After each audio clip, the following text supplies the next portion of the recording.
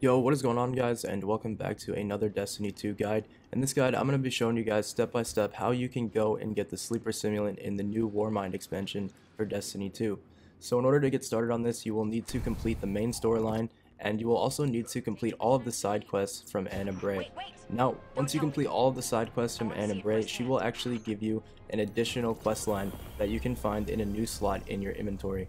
Now she will also give you this hand cannon, the Ikleos, and it's extremely important as it ties into the quest. So this gun is going to be used throughout the entire duration of the quest, so it's just a good idea to keep it equipped from the second that you get it, so that way you don't end up doing any quest sets without getting any progress.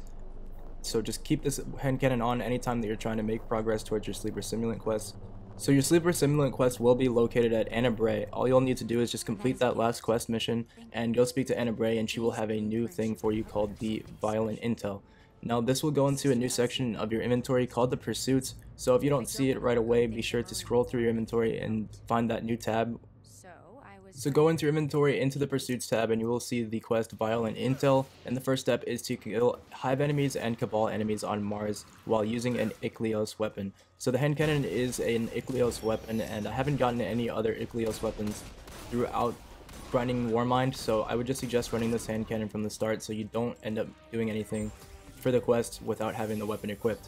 So just equip the hand cannon and get started killing Cabal and the Hive on Mars, and once you're done, you will just need to speak to Anna Bray again. It'll pop up in your inventory as soon as you're finished, and you will just have the next step for the quest.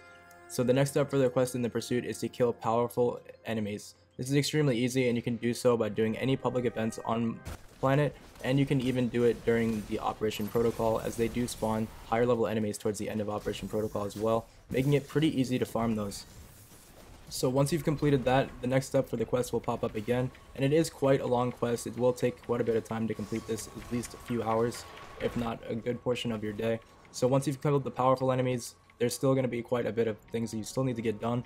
So next up is completing heroic strikes. Now keep in mind, you will need the hand cannon on for these strikes in order to get progress. I actually ran 1 or 2 strikes without fully reading out the full sentence, and found out that I didn't have the hand cannon equipped, and ran 2 strikes and they didn't count. So if you're trying to save time and just not get frustrated, be sure just to leave that hand cannon on, as it will save a lot of frustration and a lot of confusion. It's just in case you swap it out for like an exotic weapon in your secondary slot and then forget to put it back on. So just a quick heads up so you guys don't waste any time.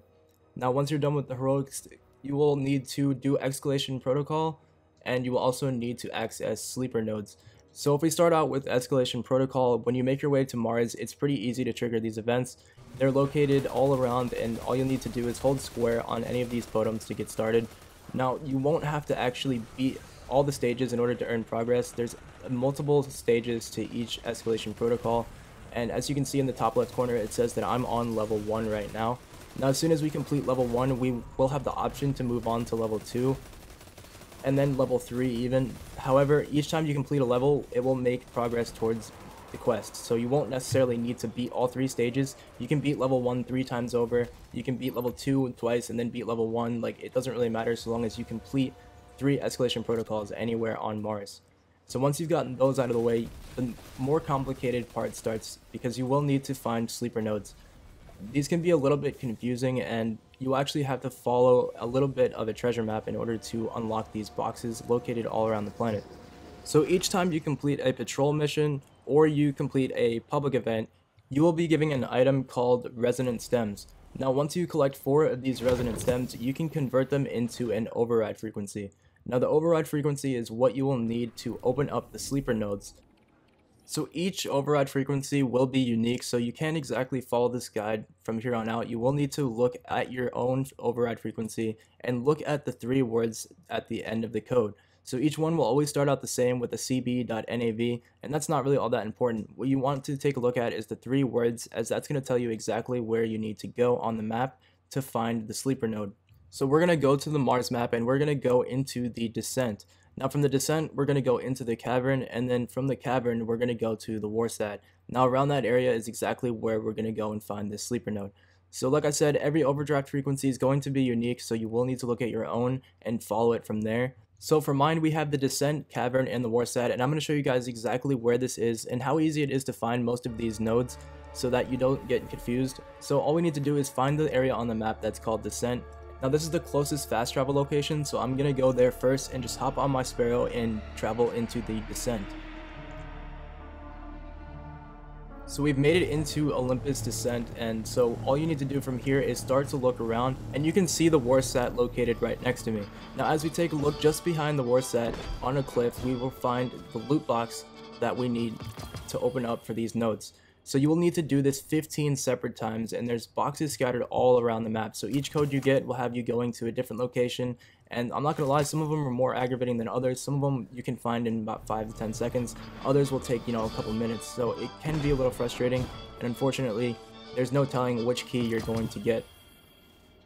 Now luckily enough, this is one of the most annoying parts of the quest, and it's actually one of the last steps. So once you finish this out, you will just need to go and complete one more mission with the Ichlios hand cannon equipped. Now keep in mind, even for the nodes, if you do not have that hand cannon equipped when you're opening up those nodes, they will not count. So make sure, like I said at the beginning of the video, that you still have your hand cannon on during all of these steps. So once you finished out that story mission, you will just head back to Anna Bray one final time, and she will have the Sleeper Simulant waiting for you in her inventory, and you won't have to pay for it or anything. You can just acquire it and start using it right away. So the Sleeper Simulant is now a linear fusion rifle, not just a normal fusion rifle like it was in Destiny 1, and it's also located in the power slot as well. So I will be doing a review of the Sleeper Simulant sometime in the next few days to let you guys know just how good it is and the differences from Destiny 1 to Destiny 2, so stay tuned for that video on the channel. Hopefully this guide helped you guys to acquire your very own Sleeper Simulant. If it did, be sure to drop a like down below, and I will see you guys in my next Destiny 2 guide.